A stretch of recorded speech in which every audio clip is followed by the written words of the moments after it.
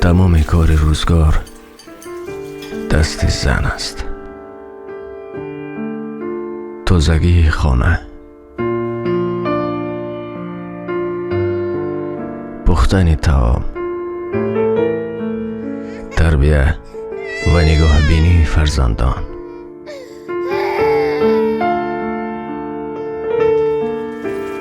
جامه شویی،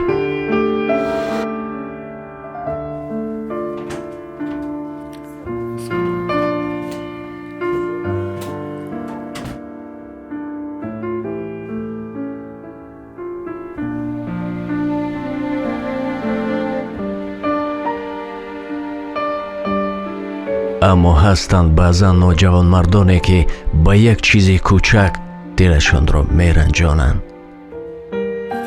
و یا میزنند. نمیرسند به قدر زن.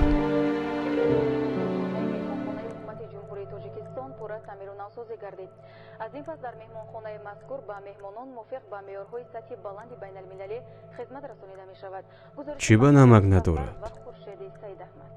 کی یاد میگیری پختنه؟ در خانه نمک نبود مردک. بس کن. ایست، نزن.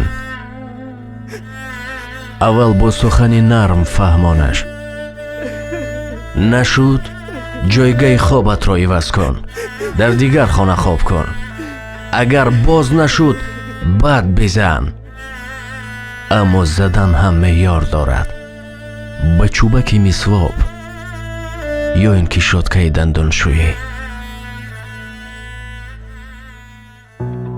زن بسیار نازک است، طاقت این ضربه ها را ندارد.